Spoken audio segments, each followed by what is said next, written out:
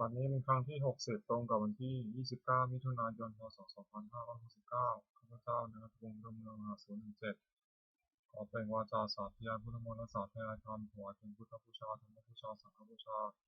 และเป็นอาจาริยบูชาแด่องค์หลวงปู่ทวดและหลวงปู่ศิลาขอเทพเทวดาเจ้าทั้งหลายโปรดจงมาอนุโมทนาในการสวดสาธยายของข้าพเจ้านี้ขออนุภาพคุณพระรัตนตรัยครูบาอาจารย์และเทพเทวดาทั้งหลายโปรดจงบันดาลจิตของข้าพเจ้าเป็นสมาธิอันควรแก่การสวดสาธยายมนต์ต่อไป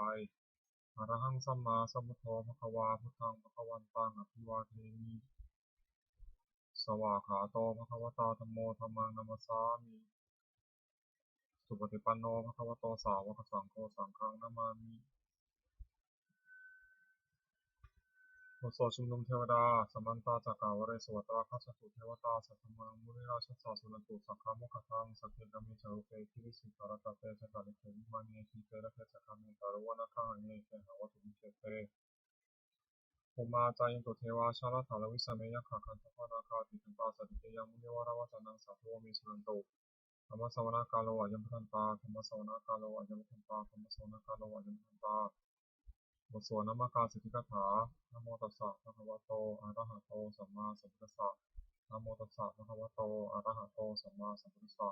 นะโมตัสสะภะคะวะโตอะระหะโตสัมมาสัมพุทธัสสะบทสวดสัจจกริยคาถานาทิเมสรณังอัญญังพุทโธเมสรณังวรังเอเตนะสัจจวัชเชนะโสติวิโหตุสัพพทานาทิเมสรณังอัญญังพุทโธเมสรณังวรังเอเตนะสัจจวัชเชนะโสติวิโหตุสัพพทา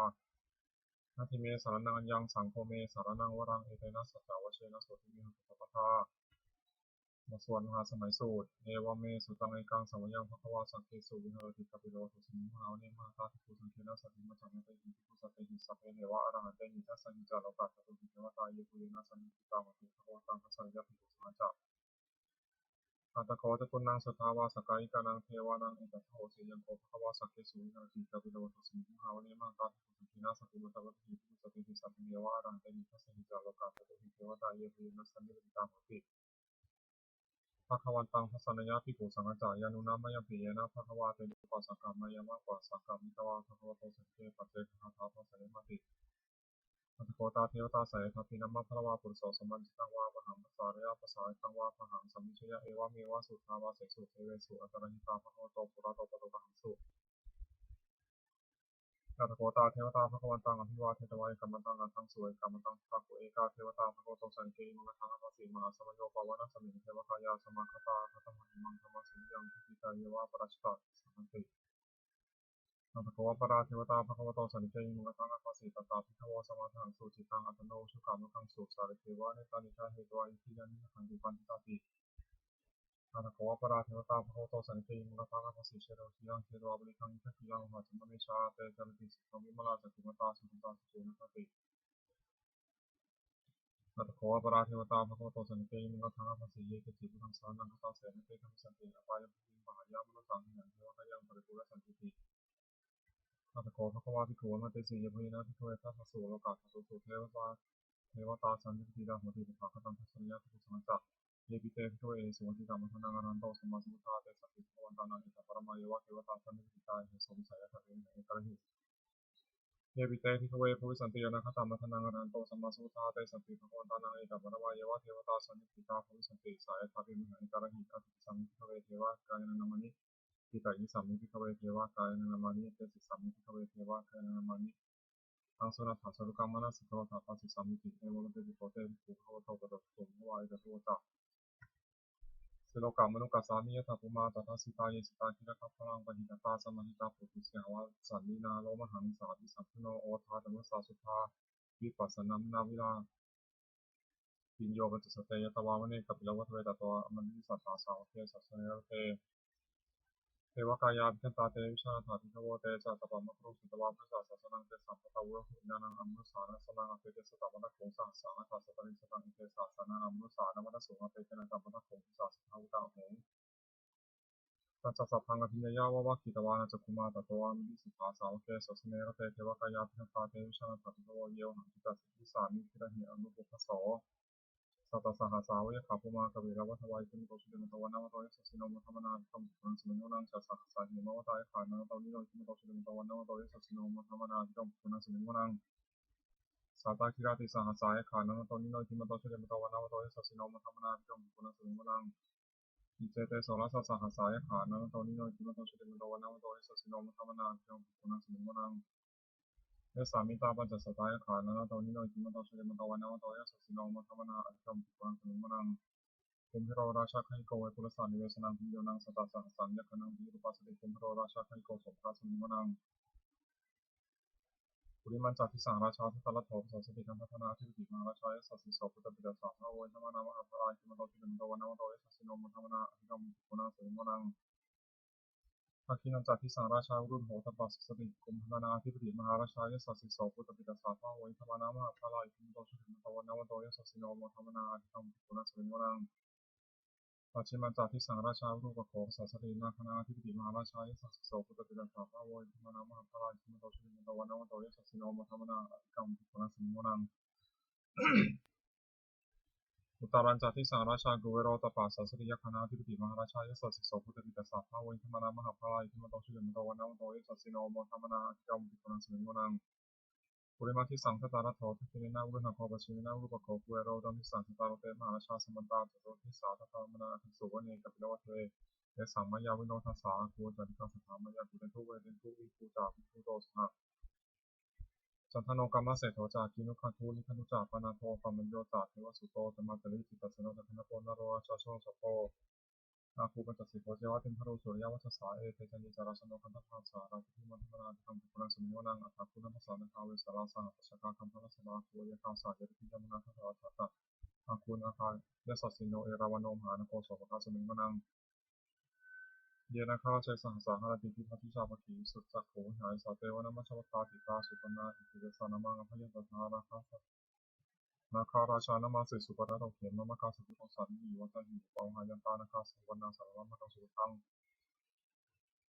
จิตาวชิระหัตถนะสมุทาสุราธิตาปตารวาสาวเสเตหิมะโตยสัสสิโนกาลกัญชามหาสมาสุราธนาเวคสาวิโรจิติสุติจับหารัตนันติสหัสตตัปยุตนาสัพเพโรตนามกาสนาหิตวาพลิเสนังราหุพุทธามุปาคมุสังโยธนิธนเตติโกนังสมิมุนังนาโปเตเทวาปฏิวิจาเตชวายโยตถาคโมวรุณาวรุณาเทวาโสโมจะยะสัตสหามิตาคุรุลกายิกาคุทิวายสัสสิโนทัสเสเตทัสสะทายาสัพเพมิโนโตนิโนอิมิโตสุเดมโตวันนวันโตยสัสสิโนโมธรรมนาจังติโกนังสมิมุนังเวทูจะเทวาสหลีจาสมาตถุเยมาตันทสุขันสาเทวาตันทมังคูบุรคิตาสุริยสุขันสาเทวาสุริยมังคูบุรคิตานะคะตันนิบุรคิตวาคุมทวะละหกาวะสุนังวะโสเสโสสัพพะภะปริโตทัสเสติทัสสะทากายาสัพเพนะตานิโนอิทิมันโตชุติมันโตวันนาวันโตยสัสสิโนโมธรรมนาอธิกรรมติโกนังสมิมุนังตถาภูสาภูเทวาชาลามคิสิการิวะอรัตกาชโรตถาอุมาภูภานิพาสิโนวรุณาสหธรรมจาจุตาเตเนชกาสุเรยะรุจิราอัปวะคุวะสามเนสิโนทัสเสติทัสสะทากายาสัพเพนะตานิโนอิทิมันโตชุติมันโตวันนาวันโตยสัสสิโนโมธรรมนาอธิกรรมติโกนังสมิมุนังสมานามาสมานามานุสามนุสตมาคิทามนุกาคูวะคูมโนปุสกาถาคูหายเทวายเจริตวาสิโนภาราคามหาภาราคาคุเทวายสัสสิโนทัสสิติทัสสะทากายาสัพเพนะตานิโนอิทิมันโตชุติมันโตวันนาวันโตยสัสสิโนโมธรรมนาอธิกรรมติโกนังสมิมุนังสุกาการุมหารุณาอคุยคณะสาสหโอทาตะกัยหาพมุขาคุเทวาวิสัคณาสัทธรรมตาหารัคตามิสกาจายสัสสิโนธนยังอาคามุชุโนโยติสาโยสติทัสเสติทัสสะทากายาสัพเพนะตานิโนอิทิมันโตชุติมันโตวันนาวันโตยสัสสิโนโมธรรมนาอธิกรรมติโกนังสมิมุนังเยมิยาตุสตายามากาตกาจายสัสสิโนสัมพิตกาลามาเสถาชุตินามาจัสสวานิมานนรลิตวะโคตะภูปะนิตาทัสเสติทัสสะทากายาสัพเพนะตานิโนอิทิมันโตชุติมันโตวันนาวันโตยสัสสิโนโมธรรมนาอธิกรรมติโกนังสมิมุนังสัพเพเตเทวานิกายาสัพเพนะนะตวนิโนนามันวายนะขัจฉงเยจันเยสติสาสหัสทวุฒาชยิมขีรังโอคารินามนาสวังนักขิมุขตารังนาคังจันทมัสสิกาลิตังสัพพะมาปรมัตโตสัพพุตาอิทิมโตสาสนังกุมโรติโสตโสภาสมิโนนังสัสสะพระมาโลกานังมหาพระมาพิธิตติปมนาชุติมโตมิสมังกายโยยิสัสสะเทศไทยสรังคูปัจเจกาวสวัติโนเตสัจจามุชตวังคาหาริโกปะเรวะริโตเตจะสัพเพพิกันเตสินเทเวสัพพะมะเกมารสนาภิกขามิปัสสะกานะสามัญญาอิภาคานะถาพันธาราคินาพันธวัตถุสวันตาปะเรวะเรถามาวมุสิกาโคดินังอิติถามาสิโนกันหะเสนาเปสุมิปานินาตาลมหาจัสสรังกตวันนัมเพราวังยถาภาวุสโกมิโคตันยันโตสวิชุโตตถาโตปะทาวติสัพพุทโธเสียพระเสตัสสะพังอธิยะมะวะคิตวานาจตุมาตโตอามินิสัทธาสาวะเกสัสสนิยะเตมรสนาคันตาติวิชนะทัตโต เอจาตปะมะกรุงสุตบาพุทธศาสนาวิตาราคิปิปกรรมุนิสังนโมติอิชิวิสัพเพวิชิตาสังฆามาพิยติตายสัสสโนมุทติสังคุติสาวกาเตชเนสุตติบทสวดบูชาหลวงปู่ทวดนะโมโพธิสัตว์คันธิเมยะอิภควานะโมโพธิสัตว์คันธิเมยะอิภควานะโมโพธิสัตว์คันธิเมยะอิภควานวโกวาทฉบับประชาชนสมเด็จพระมหาสมณเจ้ากรมพระยาวชิรยานวโรรสธรรมวิภาคคู่กับขมวดสองทำมีอุปการะมากสองอย่างสติความระลึกได้สองสัมปชัญญะความรู้ตัวทำเป็นโลกบาลสองอย่างคือคุ้มครองโลกทำเป็นโลกบาลคือคุ้มครองโลกสองอย่างหนึ่งหิริความละอายแก่ใจสองอุตบะความเกรงกลัวทำมันทำให้งามสองอย่างหนึ่งคติความอดทนสองสัจจะความธรรมเนียมบุคคลหาได้ยากสองอย่างหนึ่งบุพการีบุคคลผู้ทำอุปการะก่อนสองกตัญญูกตเวทีบุคคลผู้รู้อุปการะที่ทำแล้วตอบแทนสี่กะคือหมวดสามรัตนะสามอย่างพระพุทธหนึ่งพระธรรมหนึ่งพระสงฆ์หนึ่งท่านผู้สอนให้ปราชญ์ชุมชนประพฤติชอบด้วยกายวาจาใจตามพระธรรมวินัยที่ท่านเรียกว่าพระพุทธศาสนาชื่อพระพุทธเจ้าสองพระธรรมวินัยที่เป็นคำสอนของท่านชื่อพระธรรมสามหมู่ชนที่ฟังคำสอนของท่านแล้วปฏิบัติชอบตามพระธรรมวินัยชื่อพระสงฆ์คุณของรัตนะสามอย่างพระพุทธเจ้ารู้ดีรู้ชอบด้วยพระองค์เองก่อนแล้วสอนผู้อื่นให้รู้ตามด้วยพระธรรมย่อมรักษาผู้ปฏิบัติไม่ให้ตกนี้ที่ชั่วพระสงฆ์ปฏิบัติชอบตามคำสอนของพระพุทธเจ้าแล้วสอนผู้อื่นให้กระทำตามด้วยอาการที่พระพุทธเจ้าทรงสั่งสอนสามอย่างหนึ่งทรงสั่งสอนเพื่อจะให้ผู้ฟังรู้ยิ่งเห็นจริงในธรรมที่ควรรู้ควรเห็นสองทรงสั่งสอนมีเหตุให้ผู้ฟังอาจตรองตามที่เห็นจริงได้สามทรงสั่งสอนเป็นอัศจรรย์คือผู้ปฏิบัติตามย่อมได้ประโยชน์โดยสมควรแก่ความปฏิบัติโอวาทของพระพุทธเจ้าสามอย่างหนึ่งเว้นจากทุจริตคือประพฤติชั่วด้วยกายวาจาใจสองประกอบสุจริตคือประพฤติชอบด้วยกายวาจาใจสามทำใจของตนให้หมดจดจากเครื่องเศร้าหมองใจมีโรคโกรธเป็นต้น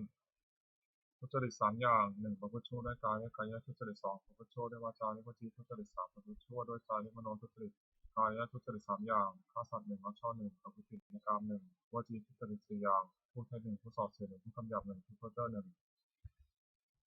มโนทุจริตสามอย่างโลภอยากได้ของเขาหนึ่งพยาบาทปองร้ายเขาหนึ่งผิดจากกองทำหนึ่งทุจริตสามอย่างนี้เป็นกิจที่ควรทำกุศลศีลสุจริตสามอย่างหนึ่งประพฤติชอบด้วยกายและกายสุจริตสองประพฤติชอบด้วยวาจาและวจีสุจริตสามประพฤติชอบด้วยใจและมโนสุจริต กายสุจริตสามอย่างเว้นจากข้อสอบหนึ่งเว้นจากลักช่อหนึ่งเว้นจากประพฤติในกามหนึ่งวจีสุจริตสี่อย่างเว้นจากพูดเท็จหนึ่งเว้นจากพูดส่อเสียดหนึ่งเว้นจากพูดคำหยาบหนึ่งเว้นจากพูดเพ้อเจ้อหนึ่งมโนสุจริตสามอย่างไม่โลภอยากได้ของเขาหนึ่งไม่พยาบาทปองร้ายเขาหนึ่งชอบทำกองทำหนึ่งสุจริตสามอย่างนี้เป็นกิจควรทำควรประพฤติอกุศลมูลสามอย่างรากเหง้าของอกุศลเนี่ยอกุศลมูลมีสามอย่างคือโลภะอยากได้หนึ่งโทสะที่ประทุษร้ายเขาหนึ่งโมหะหลงไม่รู้จริงหนึ่งเมื่ออกุศลมูลเหล่านี้โลภะโทสะโมหะก็ดีอยู่แล้วอกุศลอื่นที่เกิดขึ้นก็เกิดขึ้นที่เกิดแล้วก็จะไม่มากขึ้นเห็นนั้นกุลเสีย กุศลมูลสามอย่างร่างกายของกุศลและกุศลมูลมีสามอย่างคืออโลภะไม่อยากได้หนึ่งอโทสะไม่คิดประทุษร้ายเขาหนึ่งอโมหะไม่หลงหนึ่งถ้ากุศลมูลเหล่านี้อโลภะอโทสะโมหะก็ดีอยู่แล้วกุศลอื่นที่ยังไม่เกิดขึ้นก็เกิดขึ้นที่เกิดแล้วก็จะเป็นมากขึ้นเหตุนั้นควรให้เกิดในสันดานสัพพุริสบัญญัติข้อที่สัตบุรุษตั้งไว้สามอย่างหนึ่งการสละสิ่งของของตนเพื่อเป็นประโยชน์แก่ผู้อื่นสองพระวชาถือตรวจเป็นอุบายเว้นจากผิดกันและกันสามมาตราผิดปฏิปทาปฏิบัติมารดาบิดาของตนให้สุขอปานากาปฏิปทาคือปฏิบัติไม่ผิดสามอย่าง หนึ่งอินทรียสังวรสำรวมอินทรีย์หกคือตาหูจมูกลิ้นกายใจไม่ให้ยินดีร้ายในเวลาเห็นรูปฟังเสียงดนตรีลิ้มรสถูกต้องมุทธะรู้ธรรมารมณ์ได้ใจสองโภชเนมัตตนิการู้จักประมาณในการกินอาหารแต่พอสมควรไม่มากไม่น้อยสามชาคิยานิโยกประกอบความเพียรเพื่อจัดชำระใจให้หมดจดเห็นจะน้อยมากนักบุญกริยาวัตถุสามอย่างสิ่งเป็นที่ตั้งแห่งการบำเพ็ญบุญเรียกบุญกริยาวัตถุโดยย่อมีสามอย่างหนึ่งอนามัยมุสลิมการบริจาคทานสองศีลมัยมุสลิมการรักษาศีลสามภาวนามัยมุสลิมการเจริญภาวนาสามัญลักษณะสามอย่างลักษณะที่เสมอกันแก่สังขารทั้งปวงในสามัญลักษณะไตรลักษณ์เขาเรียกใจเป็นสามอย่างหนึ่งอนิจจตาความเป็นของไม่เที่ยงสองทุกขตาความทุกข์สามอนัตตาความเป็นของไม่ใช่ตนจตุกะคือหมวดสี่วุฒิคือความเป็นเครื่องเจริญสี่อย่างหนึ่งสัพพุริสังเสวะพบท่านผู้ประพฤติชอบด้วยกายวาจาใจที่เรียกว่าสัจจบุรุษสองสัทธมสวนะฟังคำสั่งสอนของท่านโดยเคารพสามโยนิโสมนสิการเปลี่ยนตองให้รู้จักสิ่งดีหรือชั่วโดยอุบายที่ชอบสี่ธรรมานุธรรมะปฏิปติประพฤติธรรมสมควรแก่ธรรมซึ่งได้ตองเห็นแล้วจากสี่ หนึ่งปฏิรูปะเทสาวาสาอยู่ในประเทศสมควรสองสัพพะสุปัสสยภพสัตตบุรุษสามอัตตสัมมาปณิทิตัตวชอบสี่คือตตวิยตาความเป็นผู้ได้ทำความดีไว้ในปางก่อนทำสี่อย่างนี้ดุจรอรถนำสู่ความเจริญทางคติสี่หนึ่งลำเอียงพระรักให้การให้ฉันทางคติสองลำเอียงเพราะไม่ชอบการเล่นโทสะคติสามลำเอียงเพราะเขาเรียกโมหะคติสี่ลำเอียงเพราะโกรธเรียกพยาคติคติสี่ประการนี้ไม่ควรประพฤติ อันตรายของภิกษุสามเณรผู้บวชใน4 อย่าง 1. อดทนต่อคำสอนไม่ได้คือเบื่อต่อคำสั่งสอนขี้เกียจทำตาม 2. เป็นคนเห็นแก่ปากแก่ท้องทนความอดอยากไม่ได้ 3. เพลิดเพลินในกามคุณอย่างอยากได้สุขยิ่งขึ้นไป 4. รักผู้หญิงภิกษุสามเณรผู้หวังความเจริญแก่ตนควรระวังอย่าให้อันตราย4 อย่างนี้มีได้ประทานคือความเพียร4 อย่าง 1. สังวรประทานเพียรระวังไม่ให้บาปเกิดขึ้นในสันดาน 2. ปหานประทานเพียรละบาปที่เกิดขึ้นแล้ว 3. ภาวนาประทานเพียรให้กุศลเกิดขึ้นในสันดาน 4. อนุรักษณาประทานเพียรให้สังสมเกิดขึ้นแล้วไม่เสื่อมความเพียร4 อย่างนี้เป็นความเพียรชอบควรประกอบให้มีในตน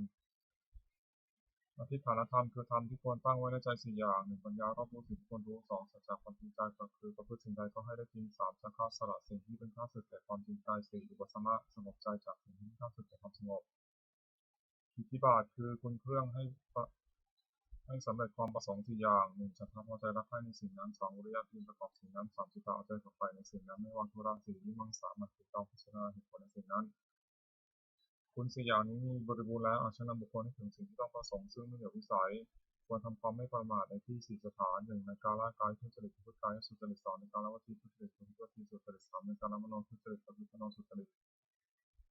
4. ในการละความเห็นผิดทำความเห็นไม่ถูกอีกอย่างหนึ่ง 1. ระวังใจไม่ให้กำหนัดในอารมณ์เป็นที่ตั้งแห่งความกำหนัด 2. ระวังใจไม่ให้ขัดเคืองในอารมณ์เป็นที่ตั้งแห่งความขัดเคือง 3. ระวังใจไม่ให้หลงในอารมณ์เป็นที่ตั้งแห่งความหลง 4. ระวังใจไม่ให้มัวเมาในอารมณ์เป็นที่ตั้งแห่งความมัวเมา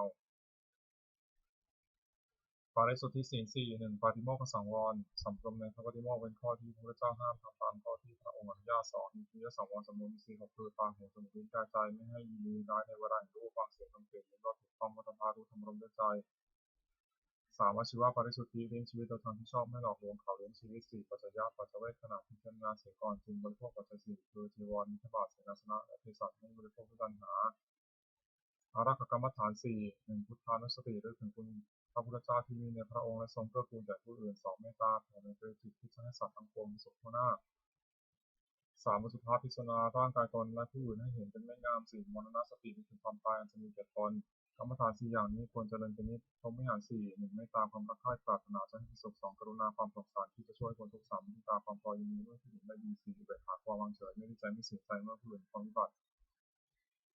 4 อย่างนี้เป็นเครื่องอยู่ของท่านผู้ใหญ่สติปัฏฐาน 4 1. กายานุปัสสนา 2. เวทนานุปัสสนา 3. จิตานุปัสสนา 4. ธรรมานุปัสสนาสติกำหนดพิจารณากายเป็นอารมณ์ว่ากายนี้สภาวะไม่ใช่สัตว์บุคคลตัวเราเขาเรียกกายานุปัสสนาสติกำหนดพิจารณาเวทนาคือสุขทุกข์อไม่ทุกข์สุขเป็นอารมณ์ว่าเวทนานี้ก็สั่งว่าเวทนาไม่ใช่สัตว์บุคคลตัวตนเราเขาเรียกเวทนานุปัสสนาสติกำหนดพิจารณาใจที่เศร้าหมองหรือผ่องแผ้วเป็นอารมณ์ว่าใจนี้สักว่าใจไม่ใช่สัตว์บุคคลตัวเราเขาเรียกจิตานุปัสสนาสติกำหนดพิจารณาธรรมที่เป็นกุศลหรืออกุศลที่เกิดกับใจเป็นอารมณ์ว่าธรรมนี้ก็สักว่าธรรมไม่ใช่สัตว์บุคคลตัวตนเราเขาเรียกธรรมานุปัสสนาธาตุกรรมฐาน 4 ธาตุ 4 คือธาตุดินเรียกปฐวีธาตุธาตุน้ำเรียกอาโปธาตุธาตุไฟเรียกเตโชธาตุธาตุลมเรียกวายธาตุธาตุอันใดมีลักษณะแข็งแข็งธาตุนั้นเป็นปฐวีธาตุปฐวีธาตุนั้นที่เป็นภายในคือผมขนเล็บฟันหนังเนื้อเอ็นกระดูกเยื่อในกระดูกม้ามหัวใจตับหัวใจปอดไส้ใหญ่ไส้น้อยอาหารใหม่อาหารเก่าธาตุนั้นมีลักษณะอุบาทธาตุนั้นเป็นอาโปธาตุอาโปธาตุนั้นที่เป็นภายในคือดีเสลดหนอนหนองเลือดเหงื่อมันข้นน้ำตาเปลือยมันน้ำลายน้ำมูกไขข้อมูดธาตุอันมีลักษณะร้อนธาตุนั้นเป็นเตโชธาตุเตโชธาตุนั้นที่เป็นภายในคือไฟที่ยังกายให้อบอุ่นไฟที่ยังกายให้ทรุดโทรมไฟที่ยังกายให้กระโดนกระวายไฟที่หาวันไม่ย่อยธาตุอันใดมีลักษณะพัดไปพัดมาธาตุนั้นเป็นวายโยธาตุวายโยธาตุนั้นที่เป็นภายในคือลมพัดขึ้นเบื้องบนลมพัดลมเบื้องต่ำลมในท้องลมในไส้ลมที่เป็นตัวลมในใต้ความกำหนดพิจารณากายนี้ให้เห็นว่าเป็นแบบธาตุสี่คือดินน้ำไฟลมประชุมกันอยู่ไม่ใช่เราไม่ใช่ของเราเรียกว่าธาตุกรรมฐาน อริยสัจ 4 1 ทุกข์ 2 สมุทัยคือเหตุทุกข์เกิด 3 นิโรธคือความดับทุกข์ 4 มรรคคือข้อปฏิบัติถึงความดับทุกข์ความไม่สบายกายไม่สบายใจที่ชื่อว่าทุกข์ของตนยากตัณหาคือความเพียรอยากที่ชื่อว่าสมุทัยเพราะเป็นเหตุทุกข์เกิดตัณหานั้นมีประเภทเป็น3คือตัณหาความอยากในอารมณ์ที่น่ารักใคร่เรียกว่ากามตัณหาอย่างหนึ่งตัณหาความอยากเป็นโน่นเป็นนี่เรียกว่าภวตัณหาอย่างหนึ่งตัณหาความอยากไม่เป็นโน่นเป็นนี่เรียกว่าวิภวตัณหาอย่างหนึ่งความดับตัณหาได้สิ้นเชิงทุกข์ดับทั้งหมดได้ชื่อว่านิโรธเพราะเป็นความดับทุกข์ปัญญาเห็นชอบว่าสิ่งนี้ทุกสิ่งนี้เหตุที่ทุกเกิดสิ่งนี้ทางแห่งความดับทุกข์ที่ชื่อว่ามรรคเพราะเป็นข้อปฏิบัติถึงความดับทุกข์มรรคนั้นมีองค์8ประการคือปัญญาเห็นชอบ1ดำริชอบ1เจรจาชอบ1ทำการงานชอบ1เลี้ยงชีวิตชอบ1ทำความเพียรชอบ1ตั้งสติชอบ1ตั้งใจชอบ1ปัญจกะคือหมวด5อนันตริยกรรม5 1มาตุฆาตฆ่ามารดา2พิฆาตฆ่าบิดา3อรหันตฆาตฆ่าพระอรหันต์4โลหิตตุปวาททำร้ายพระเจ้าจนถึงยังพระโลหิตที่นอกขึ้นไป5สังฆเทศยังของให้แตกต่างกันกรรม5อย่างนี้เป็นบาปอนันตสุดห้ามสวรรค์ห้ามนิพพานตั้งนิพพานปราชิกของผู้ถือพระพุทธศาสนาห้ามไม่ทำเด็ดขาด อภิธรรมปัจเจกห้าหนึ่งควรพิจารณาทุกวันว่าเรามีความแก่เป็นธรรมดาไม่ย่อมพ้นความแก่ไปได้สองควรพิจารณาทุกวันว่าเรามีความเจ็บเป็นธรรมดาไม่ย่อมพ้นความเจ็บไปได้สามควรพิจารณาทุกวันว่าเรามีความตายเป็นธรรมดาไม่ย่อมพ้นความตายไปได้สี่ควรพิจารณาทุกวันว่าเราจะต้องพัดพลาดจากของรักของชอบใจทั้งสิ้นห้าควรพิจารณาทุกวันว่าเรามีกรรมของตัวเราทำดีสักดีเพื่อทำชั่วเวสาระชาขณะธรรมคือทำความกล้าหาญให้อย่างศรัทธาเชื่อถึงคุณเชื่อสองศีลรักษากายวาจาให้เรียบร้อยสามทำสัจจะความมีผู้ศึกษามากสี่วิริยามพระปารภความเพียรห้าปัญญารับรู้สิ่งที่ควรรู้องค์เห็นภิกษุใหม่ห้าอย่างหนึ่งสำรวมในข้อที่มอบเป็นข้อที่พระพุทธเจ้าห้ามทำตามข้อที่ทรงอนุญาตสองสำรวมมีสี่คือระวังตาหูจมูกลิ้นกายใจไม่ให้ยินดีร้ายครอบงำได้ในเวลาเห็นรูปด้วยในตาเป็นต้นสามความเป็นคนไม่กระโดดเฮฮาสี่อยู่ในเสนาสนะสงัดห้ามีความเห็นชอบภิกษุใหม่ควรตั้งอยู่ในธรรมห้าอย่างนี้องค์แห่งธรรมกถึกคือนักเทศห้าอย่างหนึ่งแสดงธรรมไปโดยลำดับให้ขาดความสองอ้างเหตุผลแนะนำให้ผู้ฟังเข้าใจสามตั้งจิตเมตตาปรารถนาให้เป็นประโยชน์แก่ผู้ฟังสี่ไม่แสดงธรรมผู้เห็นแก่ลาภห้าไม่แสดงธรรมกล่าวทับตนและผู้อื่นคือว่าไม่ให้ตนเสียดสีผู้อื่นภิกษุผู้ได้ธรรมกถึกพึงตั้งเอาห้าอย่างนี้ไว้ในตนธรรมะสวนานิสงส์คือให้สอนการฟังธรรมห้าอย่างหนึ่งผู้ฟังธรรมย่อมได้ฟังสิ่งที่ไม่เคยฟังสองสิ่งนั้นได้เคยฟังแล้วแต่ไม่เข้าใจชัดย่อมเข้าใจถึงนั้นชัดสามบรรเทาความสงสัยเสียได้สี่ทำความดีที่ต้องได้ห้าสิบผู้ฟังย่อมผ่องใสพละคือทำเป็นกำลังห้าอย่างหนึ่งศรัทธาความเชื่อสองวิริยะความเพียรสามสติความระลึกได้สี่สมาธิความตั้งใจมั่นห้าปัญญาความรอบรู้อินทรีย์ห้าข้อเรียกข้อปัญญาในของตน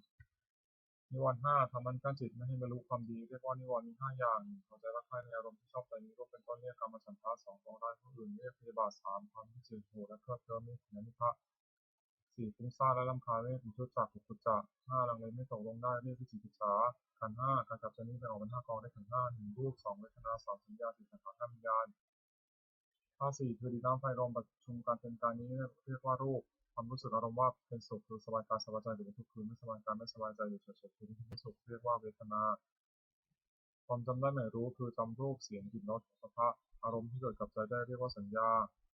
เจตสิกธรรมคืออารมณ์ที่เกิดกับใจเป็นส่วนดีเป็นกุศลเป็นส่วนชั่วและกุศลส่วนกลางๆไม่ดีไม่ชั่วและอัพยาคือเรียกว่าสังขาร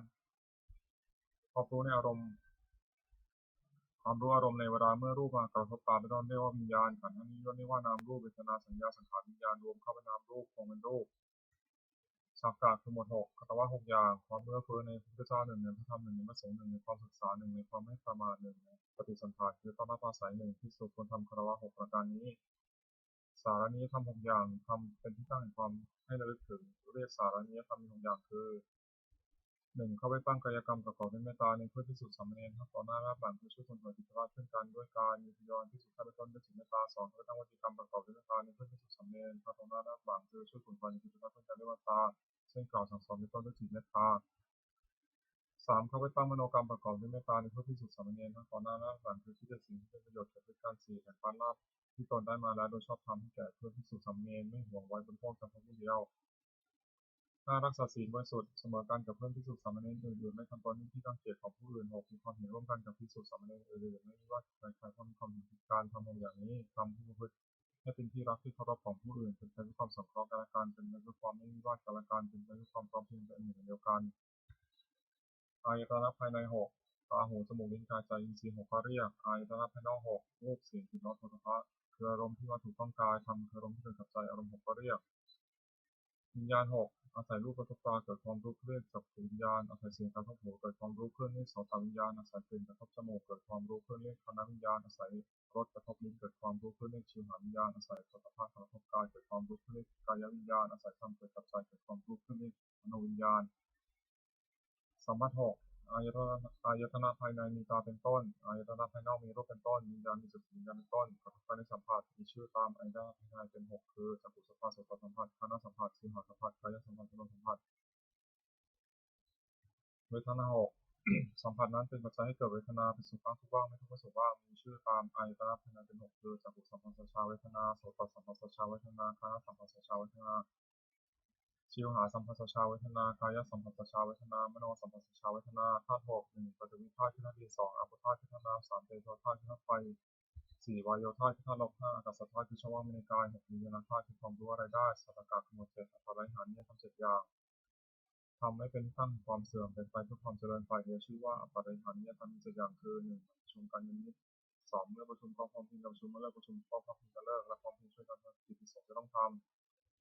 3. ไม่บัญญัติสิ่งที่พระพุทธเจ้าไม่บัญญัติขึ้นไม่ถอดสิ่งที่พระองค์ทรงบัญญัติไว้แล้วสมาทานศึกษาในสิกขาบทตามที่พระองค์ทรงบัญญัติไว้ 4. ภิกษุเหล่าใดเป็นผู้ใหญ่เป็นประธานในสงฆ์เคารพนับถือภิกษุเหล่านั้นเชื่อฟังพระธรรมของท่าน 5. ไม่ยุอำนาจแก่ความอยากเกิดขึ้น 6. มีในเสนาสนะป่า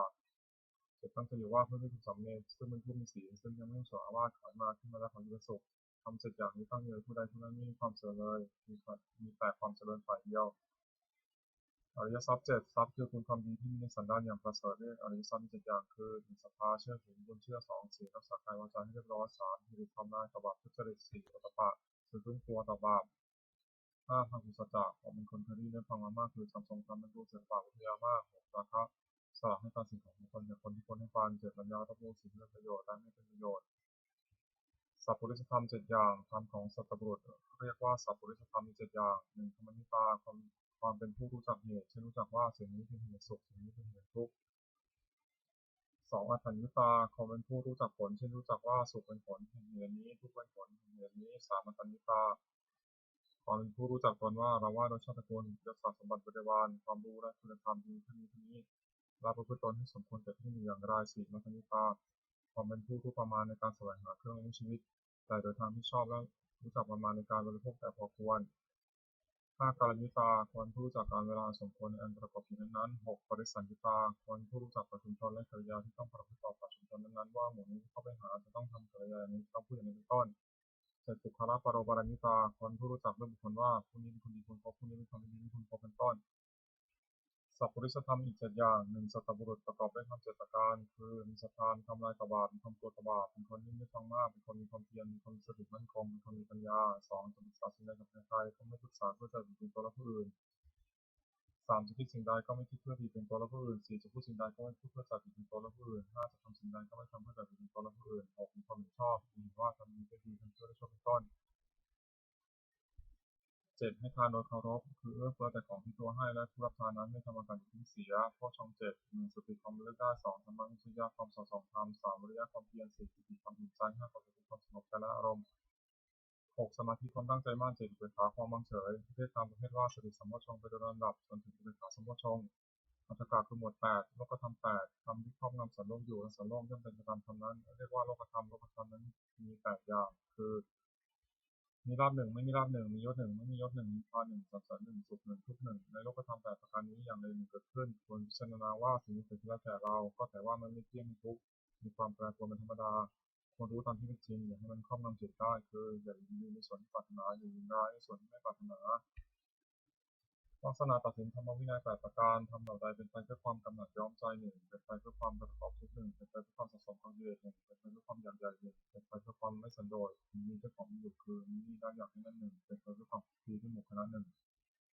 เป็นไปเพื่อความเกียรติคร้านหนึ่งเป็นไปเพื่อความเลี้ยงยากหนึ่งทำเหล่านี้คือรู้ว่าไม่ใช่ธรรมไม่ใช่วินัยไม่ใช่คำสั่งสอนของพระศาสดาทำเหล่าใดเป็นไปเพื่อความคลายกำหนัดหนึ่งเป็นไปเพื่อความปราศจากทุกข์หนึ่งเป็นไปเพื่อความไม่สะสมความกิเลสหนึ่งเป็นไปเพื่อความอยากอันน้อยหนึ่งเป็นไปเพื่อความสันโดษมีเจ้าของอยู่หนึ่งเป็นไปเพื่อความสนัดจากหมู่หนึ่งเป็นไปเพื่อความเพียรหนึ่งเป็นไปเพื่อความเลี้ยงง่ายหนึ่งทำเหล่านี้คือรู้ว่าเป็นธรรมเป็นวินัยเป็นคำสั่งสอนของพระศาสดามรรคมีองค์8 1. สัมมาทิฏฐิปัญญาเห็นชอบคือเห็นอริยสัจสี่ 2. สัมมาสังกัปปะดำริชอบคือดำริจากสักการหนึ่งดำริในอันไม่ปฏิบัติหนึ่งดำริในอันไม่บิดเบียนหนึ่ง 3. สัมมาวาจาเจรจาชอบคือเว้นจากวจีทุจริต 4. สัมมากัมมันตะทำการงานชอบคือเว้นจากกายทุจริต 3.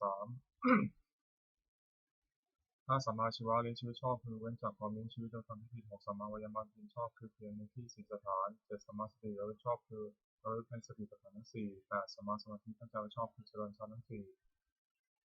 ในองค์มรรคทั้ง8นั้นเห็นชอบดำริชอบสงเคราะห์ข้างในปัญญาสิกขาวาจาชอบการงานชอบเลี้ยงชีพชอบสงเคราะห์ข้างในศีลสิกขาเป็นชอบระลึกชอบตั้งใจไว้ชอบสงเคราะห์ข้างในจิตสิกขานวากาศหมวด9มาละคือมนทิน9อย่างโกรธ1ลบหลู่บุญคุณท่าน1วิสยา1ปณี1มายา1มรรค1พุทโธ1มีความปรารถนาละโม1มีทุก1ทัศกาคือหมวด10อกุศลกรรมหมวด10สัตว์เป็นกายกรรมคือทำด้วยกาย3อย่าง1ปาณาติบาตทำชีวิตสัตว์ให้ของร่วมคือฆ่าสัตว์2คือนาทานเกี่ยวสิ่งของที่เจ้าของไม่ได้ให้ด้วยการขโมย3การมีชีวิตชาทานต่อวิธีในกรรมสัตว์เป็นวจีกรรมคือทำด้วยวาจา4อย่าง4มุสาวาทพูดเท็จ5ปิสุนาวาจาพูดส่อเสียดมุสาวาจาพูดคำหยาบ7สัมภปราปะพูดเพ้อเจ้อ จัดเป็นมโนกรรมคือทำด้วยใจสามอย่างแปดอภิชาโลภเหตุได้ของเขาเก้าพยาบาทตรงร้ายเขาสิบมิจฉาทิฏฐิที่จะครองทำกรรมสิบอย่างนี้จะทำบาปมีควรดำเนินกุศลกรรมบทสิบจัดเป็นกายกรรมสามอย่างหนึ่งปานาติปาตาเวรมณีทำจะเว้นจากทำชีวิตสัตว์ให้ตกล่วงสองอธินาทนาเวรมณีเว้นจากเดียวสิ่งของที่เจ้าของไม่ได้ให้ด้วยการขโมยสามกามีชูชาจาราเวรมณีเว้นจากความพฤติในกามจัดเป็นวจีกรรมคือทำด้วยวาจาสี่อย่างสี่มุสาวาทาเวรมณีเว้นจากผู้เท็จห้าปิสัญญาวาจายาเวรมณีเว้นจากผู้ส่อเสียดหกรู้สัญญาวาจายาเวรมณีเว้นจากผู้ทำหยาบเจ็ดสัมภปราปาเวรมณีเว้นจากผู้เพ้อเจ้อจัดเป็นมโนกรรมคือทำด้วยใจสามอย่างแปดอนันติชาไม่โลภอยากได้ของเขาเก้าอภัยบาตไม่พยาบาทปองร้ายเขาสิบสมาธิถิชอบทำกองทำกรรมสิบอย่างนี้เป็นทำบุญดำเนินบุญกริยาทุกสิบอย่างหนึ่งธนามัยบุญสำเร็จด้วยการบริจาคทานสองศีลนามัยบุญสำเร็จด้วยการรักษาศีลสามภาวนามัยบุญสำเร็จด้วยการเจริญภาวนาสี่อภิเชนามัยบุญสำเร็จด้วยการประพฤติถ่อมตนแก่ผู้ใหญ่ห้าวัยวัจมัยบุญสำเร็จด้วยการช่วยผลฝ่ายในกิจที่ชอบหกปฏิภาณามัยบุญสำเร็จด้วยการให้ส่วนบุญเจ็ดปัตตานุโมทนามัยบุญสำเร็จด้วยการอนุโมทนาส่วนบุญแปดธรรมสวนัยบุญสำเร็จด้วยการฟังธรรมเก้าธรรมะเทศนามัยบุญสำเร็จด้วยการแสดงธรรมสิบกิจกรรมการทำความเห็นตรงทำที่บรรพชิตคนพิจารณาเนืองสิบอย่างหนึ่งบรรพชิตคนพิจารณาเนืองว่าปฏิบัติเทศต่างๆขนาดแล้วอาการกิริยาใดๆของสมณะเราต้องทำการกิริยานั้นๆสองบรรพชิตคนพิจารณาเนืองว่าความเป็นชีพของเราเนื่องด้วยผู้อื่นเราควรทำตัวให้เขาเรียนง่ายสามบรรพชิตคนพิจารณาเนืองว่าอาการกายวาจาอย่างอื่นที่เราจะต้องทำให้ดีขึ้นไปกว่านี้ยังมีอีกไม่ใช่เท่านี้สี่บรรพชิตคนพิจารณาเนืองว่าตัวของเราเองอยู่ที่ตัวของเราเองโดยศีลนั้นหรือไม่ห้าบรรพชิตคนพิจารณาเนืองว่าผู้ใกล้คนแล้วอยู่ที่เราโดยศีลนั้นหรือไม่หกบรรพชิตคนพิจารณาเนืองว่า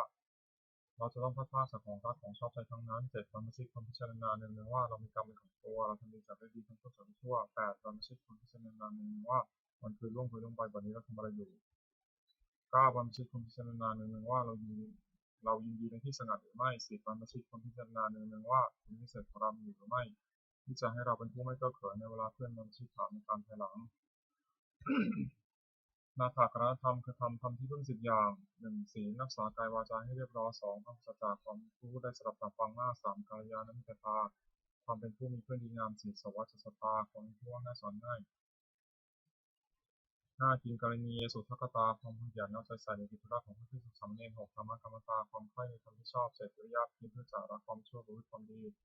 แปดสันโดษยินดีด้วยพระนุ่งพระห่มอาหารนอนที่นั่งระยาตามมีตามได้เก้าสติตามการที่ได้ทำและคำที่พูดแล้วแม้นานได้สิปัญญาต้องพูดในกองสังขารตามจริงอย่างไรคาถาวัตถุคือถ้อยคำที่ควรพูดสิบอย่างหนึ่งอภิชาคาถาถ้อยคำที่ชักนำให้มีความปรารถนาน้อยสองสันตุติคาถาถ้อยคำชักนำให้สันโดษยินดีด้วยปัจจัยตามมีตามได้สามปวิเวกคาถาถ้อยคำชักนำให้สนัดกายสนัดใจสี่อสังสักขคาถาถ้อยคำชักนำให้รักคนด้วยหมู่ห้าวิริยารัมภคาถาถ้อยคำชักนำให้ปรารภความเพียรหกศีลคาถา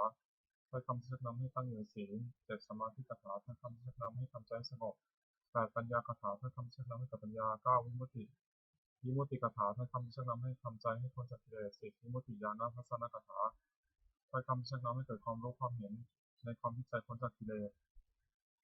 อนุสติคืออารมณ์ที่ควรระลึกสิบประการหนึ่งพุทธานุสติระลึกถึงคุณของพระพุทธเจ้าสองธรรมานุสติระลึกถึงคุณของพระธรรมสามสังฆานุสติระลึกถึงคุณของพระสงฆ์สี่ศีลานุสติระลึกถึงศีลของตนห้าจาคานุสติระลึกถึงทานที่ตนบริจาคและหกเทวตานุสติระลึกถึงคุณที่ทำให้บุคคลเป็นเทวดาเจ็ดมรณสติระลึกถึงความตายที่จะมาถึงตนแปดกายคตาสติระลึกเข้าไปในกายให้เห็นว่าไม่งามน่าถือโสโครกเก้าอานาปานสติตั้งสติกำหนดลมหายใจเข้าออกสิบปัสมานุสติระลึกถึงคุณพระนิพพานซึ่งเป็นที่ระงับกิเลสและกองทุกข์ปกิณณกะคือหมวดเอกเลสอุปกิเลสคือโทษเครื่องเศร้าหมองสิบหกอย่างหนึ่งอภิชาวิสมาโลภะละโมบไม่สม่ำเสมอความเพ่งเล็งสองโทสะร้ายกาจสามโกฏฐโกรธสี่ปานาหะผูกโกรธไว้ห้ามะขะลบหลู่คุณท่านหกปราศะที่เสมอคือยกตัวเทียมท่านเจ็ดอิสาริษยาคือเห็นเขาได้ดีทนอยู่ไม่ได้แปดมัจฉริยะตานีก้ามายามันยาคือเจ้าเล่ห์สิบสัมยะองค์อวดสิบเอ็ดธรรมะหัวดีสิบเอ็ดธรรมะหัวดื้อสิบสองสารัมภะแข่งดีสิบสามมานะถือตัวสิบสี่อธิปนะถูกหมิ่นพลาดสิบห้ามัทธามุมาสิบหกประมาทเลิศเล่อโพธิปักขิยธรรม37ประการสติปัฏฐานสี่สัมมาปัฏฐานสี่อิทธิบาทสี่อินทรีย์ห้าพละห้าโพชฌงค์เจ็ดมรรคมีองค์แปดที่หีปฏิบัติจตุกะกรรมกิเลสคือกรรมเครื่องสมองสี่อย่างหนึ่งปาณาติบาตทำชีวิตสัตว์ตกล่วงสองทินาทานถือเอาสิ่งของที่สิ่งของไม่ได้ให้ด้วยกันขโมยสามกาเมสุมิชฌาจารประพฤติผิดในกามสี่มุสาวาทพูดเท็จคำสี่อย่างนี้นักปราชญ์ไม่สรรเสริญเลย อบายมุขคือเหตุเครื่องชิบหาย4อย่าง 1. ความเป็นนักเล่นหญิง 2. ความเป็นนักเล่นสุรา 3. ความเป็นนักเล่นการพนัน 4. ความเป็นคนชั่วนิมิตโทษ 4. ประการนี้มีคนประกอบ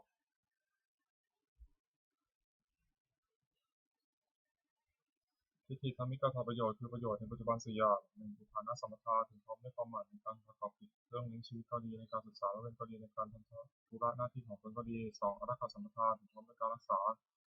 คือรักษาทรัพย์ที่แสวงหามาได้ด้วยความหมายไม่ให้เป็นอันตรายก็ดีรักษาการเงินของตัวไม่ให้เสื่อมเสียไปก็ดี 3. กัลยาณมิตรตาความเป็นเพื่อนมีคนความมีเพื่อนเป็นคนดีไม่คบคนชั่ว 4. สัมมาชีวิตาความเลี้ยงชีวิตตามสมควรแก่กำลังทรัพย์ที่หาได้ไม่ให้ฝืดเคืองนักไม่ให้ภูมิภายนักสัมปรายิกถาประโยชน์คือประโยชน์ภายหน้า4อย่าง 1. ศรัทธาสัมปทาถึงพร้อมด้วยศรัทธาคือเชื่อถือคนเชื่อเช่นเชื่อว่าทำดีได้ดีทำชั่วได้ชั่วเป็นต้น 2. ศีลสัมปทาถึงพร้อมด้วยศีลคือรักษากายวาจาเรียบร้อยดีไม่มีโทษ 3. จาคะสัมปทาถึงพร้อมด้วยการบริจาคทานการเฉลิมสุขให้แก่ผู้อื่น 4. ปัญญาสัมปทาถึงพร้อมด้วยปัญญารู้จักบาปบุญคุณโทษประโยชน์ไม่ใช่ประโยชน์เป็นต้นมิตรปฏิรูปคนที่มี4จำพวก 1. คนปองเล่า 2. คนเดือดพูด 3. คนหัวประจบ 4. คนชักชวนให้ทางชิบหายคน4จำพวกนี้ไม่ใช่มิตรแต่เป็นคนที่มิตรไม่ควรคบ 1. คนปอกเล่ามีลักษณะ 4. 1. คิดเอาแต่ได้เผยเดียว 2. เสียให้น้อยคิดเอาให้ได้มาก 3. ไม่มีใครแก่ตัวจึงนอกความผิดของเพื่อน 4. คบเพื่อนเพราะเห็นแก่ประโยชน์ของตัว 2. คนมีแต่พูดมีลักษณะ 4. 1. เก็บเอาของลุ่งแล้วมาปราศัย 2. อ้างเอาของลุ่งมาปราศัย 3. สงเคราะห์ด้วยสิ่งหาประโยชน์ไม่ได้ 4. ออกปากไม่ได้ 3. คนหัวประจบมีลักษณะ 4. 1. ทำชั่วก็คอยตาม 2. ทำดีก็คอยตาม 3. ต่อหน้าว่าสรรเสริญ 4. รับหลังก็นินทา 4. คบคนชั่ว 4. คนชักชวนในทางชิบหายมีลักษณะ 4. 1. ชักชวนดื่มน้ำเมา 2. ชักชวนเที่ยวกลางคืน 3. ชักชวนให้มัวเมาในการเล่น 4. ชักชวนเล่นการพนันมิตรแท้4 จำพวกมิตรแท้4 จำพวก 1. มีอุปการะ 2. มีร่วมสุขร่วมทุกข์ 3. มีแน่ประโยชน์ 4. มีความรักใคร่มิตร4 จำพวกนี้เป็นมิตรแท้ควรคบ 1. มีอุปการะมีลักษณะ 4. 1. ป้องกันเพื่อนผู้ประมาทแล้ว 2. ป้องกันทรัพย์สมบัติของเพื่อนผู้ประมาทแล้ว 3. ไม่มีใครเป็นที่พึ่งพำนักได้ 4. เมื่อมีธุระช่วยออกทรัพย์ให้เกินกว่าที่ออกปาก 2. มีร่วมสุขร่วมทุกข์มีลักษณะ 4.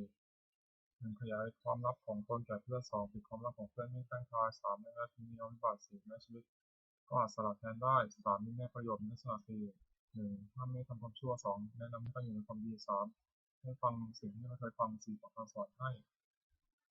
4. มีความรักใคร่มีลักษณะ 4. 1. ทุกด้วย 2. สุขด้วย 3. โต้เถียงคนอื่นที่เถียงเพื่อน 4. รับรองคนที่พูดส่วนเพื่อน สังฆาวัตถุ 4 อย่าง 1. ทานให้ทานสิ่งของตนแก่ผู้อื่นที่ควรให้ทาน 2. ปิยวาจาเจรจาวาจาที่อ่อนหวาน 3. อัตตจริยาพูดสิ่งที่เป็นประโยชน์แก่ผู้อื่น 4. สมานัตตาความเป็นคนมีตนเสมอไม่ถือตัวคุณทั้ง 4 อย่างนี้เป็นเครื่องยึดเหนี่ยวใจของผู้อื่นไว้ได้สุขของพระราช4 อย่าง 1. สุขเกิดแต่ความมีทรัพย์ 2. สุขเกิดแต่การจ่ายทรัพย์บริโภค 3. สุขเกิดแต่ความไม่ต้องเป็นหนี้ 4. สุขเกิดแต่การประกอบสุขเกิดแต่ประกอบการงานที่ปราศจากโทษความปรารถนาของบุคคลในโลกที่สมหมายด้วยยาก4 อย่าง 1. ขอสมบัติจงเกิดมีแก่เราโดยทางที่ชอบ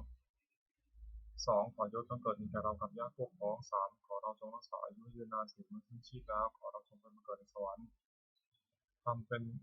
เหตุให้สมหมายมีอยู่4 อย่าง 1. ศรัทธาสัมปทานถึงพร้อมด้วยศรัทธา 2. ศีลสัมปทานถึงพร้อมด้วยศีล 3. จาคะสัมปทานถึงพร้อมด้วยบริจาคทาน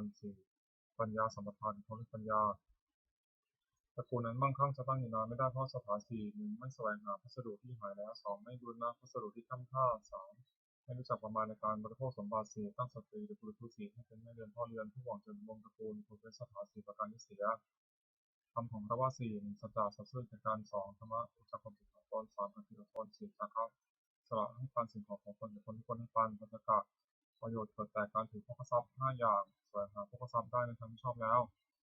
1. เลี้ยงตัวมารดาบิดาบุตรภรรยาบาปพระราชประสงค์ 2. เลี้ยงเพื่อนฝูงที่สุข 3. บำบัดอันตรายที่เกิดจากเหตุต่างๆ 4. ทำดี5 อย่างคือขอไข่ยาติพีสงเคราะห์ญาติขอไข่ยาติพีต้อนรับแขกขอควายปกข้าเป็นตพีทำบุญอยู่ที่ผู้ตายของูราชพีถวายเป็นหลวงมีเสียความเป็นต้นตาตาเทวตาพีทำบุญอยู่ที่เทวดา 5. บริจาคทานในสมณธรรมผู้ประพฤติชอบ ศีล 5. 1. ปานาติปาตาเวรมณีเว้นจากทำชีวิตสัตว์ที่ตกล่วง 2. อธินาทานาเวรมณีเว้นจากเอาสิ่งของที่เจ้าของไม่ได้ให้ด้วยการขโมย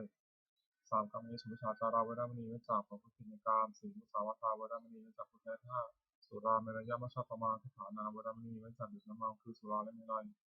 อันเป็นที่ตั้งแห่งความประมาทศีล 5 ประการนี้ขณะที่ว่าสาปนิจมิจฉาวานิชชาคือการค้าขายไม่ชอบธรรม5 อย่าง 1. ค้าขายเครื่องประหาร 2. ค้าขายมนุษย์ 3. ค้าขายสัตว์เป็นสำหรับฆ่าที่เป็นอาหาร 4. ค้าขายน้ำเมา 5. ค้าขายยาพิษการค้าขาย5 อย่างนี้เป็นข้อห้ามอุบาสกไม่ให้ประกอบ สมบัติของอุปสงค์5ประการ 1. ประกอบด้วยศรัทธา 2. มีศีลบริสุทธิ์ 3. ไม่ถือมงคลอื่นขาดคือเชื่อกรรมไม่เชื่อมงคล 3. 4. ไม่แสวงหาเกียรติบุญนอกพุทธศาสนา 5. บำเพ็ญบุญแต่ในพุทธศาสนาอุปสงค์ตั้งอยู่ในสมบัติ5ประการและเป็นจากวิบัติ5ประการซึ่งวิปริตจากสมบัตินั้นฉักกะทิศ6 1. ปุรติมทิศที่เบื้องหน้ามารดาบิดา 2. สักขีทิศที่เบื้องขวาอาจารย์ 3. ปัจฉิมทิศที่เบื้องหลังบุตรภรรยา 4. อุตตรทิศที่เบื้องซ้ายมิตร 5. เหตุถิมทิศที่เบื้องต่ำบ่าว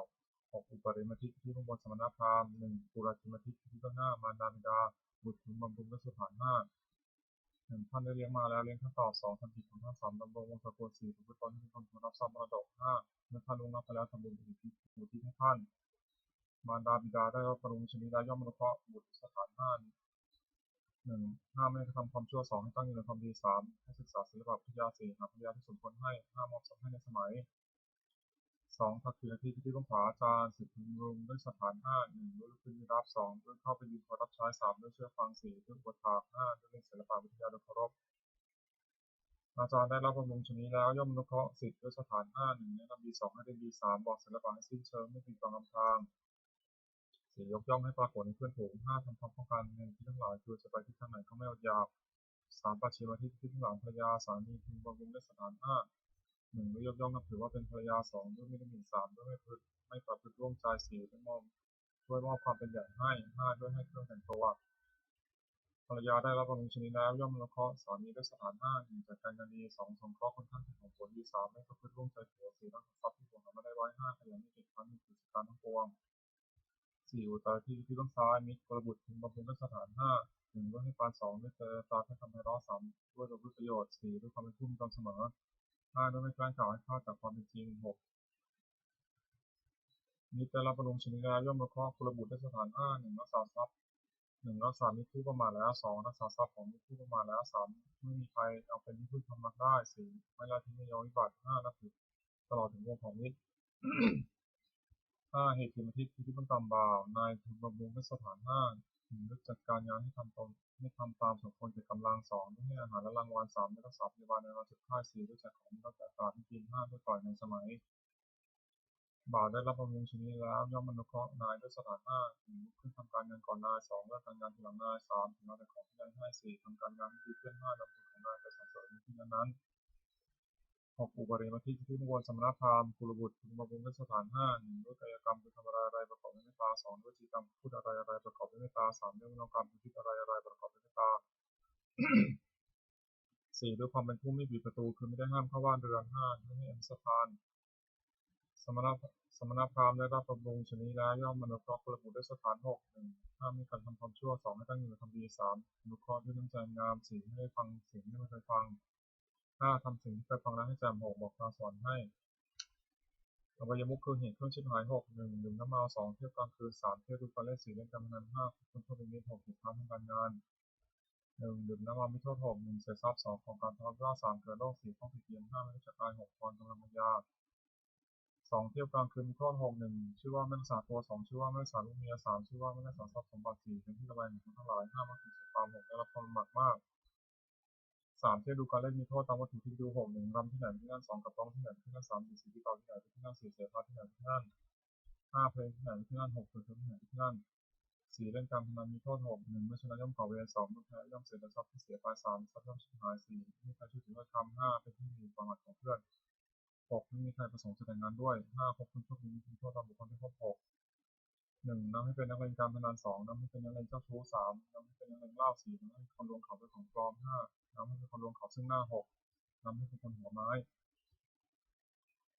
6. ปิดท้านทำการงานมีโทษ 6. 1. ไม่ให้อ้างว่าหนาวนะแล้วไม่ทำการงาน 2. ไม่ให้อ้างว่าร้อนนะแล้วไม่ทำการงาน 3. ไม่ให้อ้างว่าเวลาเย็นแล้วไม่ทำการงาน 4. ไม่ให้อ้างว่ายังเช้าอยู่แล้วไม่ทำการงาน 5. ไม่ให้อ้างว่าหิวแล้วไม่ทำการงาน 6. ไม่ให้อ้างว่ากระหายแล้วไม่ทำการงานผู้หวังความเจริญในโภคทรัพย์พึงไว้เหตุเครื่องชิบหายของประการนี้เสียปฏิภาณคาถายาเทวตาสันติวิหาราวาสนิสุเวทะเลพระทิทะเลแต่หินแต่หินตาธรรมะธรรมะพรตุบุชตาโสติกรณิธาวิหารามันทะเลเถระจามชานวกาถึงโทวสารามิกาพรณพิวสกาคามาติสานิธรรมจิสราสปานิพุราสุตาพันตุเตสลาผู้ชายยิปิจาทัสสัมภวาสังเสริตาเทวโมปาติกานิยานิกังธรรมรังปฏิจเตสัพพิทุกขสักโรตุสังยัง มาตุจิรังสตังธโมธรรมธราตบุคลาสัมโพตุสมควะสายะใจหิตายะตาหินะคตุสมโมสัพพิธรรมจายิโนวุติสัพพะเนวะธรรมเนอริยปริปิเตปสันนาโหตุสัพพิติปานิโนพุทธศาสเนสัมมาทรังภวชันโตกาเลเทวะภวสตุวุฒิโทยะสัตนาสิวิตังมิตุเมธนิงมาตาปิตาจัตตาชามิตังรักขตุปุตกังวังธนินาราชโนปชังรักขตุสัพพทาเทวตาอุโยชนะคาถาทุกขปตาจินทุกขาเทพตาจินทุยาโสกปตาจินโสกาโหตุสัพพิติานิโนเอตาวนาจาหิสัมปตังพุทธสัมปตังสัพพิเทวานุโมทันตุสัพพะสัมปติสิทธิยาทานังทัคันตุสัทธายาเสรังรักขตุสัมปทาภาวนาพิจาตาโหตุขัจตุเทวตาคาถาสุมังคลคาถาโหตุสัพพังสุมังคลังรักขตุสัพเทวตาสัพพุทธานุภาเวนะโสติโหตุนิรันตรังโหตุสัพพังสุมังคลังรักขตุสัพเทวตาสัพพะนุภาเวนะโสติโหตุนิรันตรังโหตุสัพพังสุมังคลังรักขตุสัพเทวตาสัพพะสังฆานุภาเวนะโสติโหตุนิรันตรังสัพเพพุทธาภลปตาปัจเจกานันเจมพลังอนันตานันจัตเตชนะระคัมมัทมิสวโสสัพเพพุทธาภลปตาปัจเจกานันเจมพลังอนันตานันจัตเตชนะระคัมมัทมิสวโสสัพเพพุทธาภลปตาปัจเจกานันเจมพลังอนันตานันจัตเตชนะระคัมมัทมิสวโสสัพเพพุทธาภลปตาปัจเจกานันเจมพลังอนันตานันจัตเตชนะระคัมมัทมิสวโสสัพเพพุทธาภลปตาปัจเจกานันเจมพลังอนันตานันจัตเตชนะระคัมมัทมิสวโสสัพเพพุทธาภลปตาปัจเจกานันเจมพลังอนันตานันจัตเตชนะระคัมมัทมิสวโสสัพเพพุทธาภลปตาปัจเจกานันเจมพลังอนันตานันจัตเตชนะระคัมมัทมิสวโสสัพเพพุทธาภลปตาปัจเจกานันเจมพลังอนันตานันจัตเตชนะระคัมมัทมิสวโสสัพพุทธาภลปตาปัจเจกานันเจมพลังอนันตานันจัตเตชนะระคัมมัทมิสวโส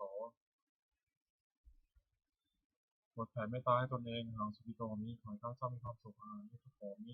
ขอให้ข้าพเจ้าปราศจากความทุกข์อาหารอเวโรมิขอให้ข้าพเจ้าปราศจากเวรอาหารอุปยามาชงขอให้ข้าพเจ้าปราศจากอุปสรรคอันตรายทั้งปวงสุขีและสร้างปัญหารามีขอให้ข้าพเจ้ามีความสุขกายสุขใจรักษากายวาจาใจให้พ้นจากทุกข์ทั้งปวงเถิด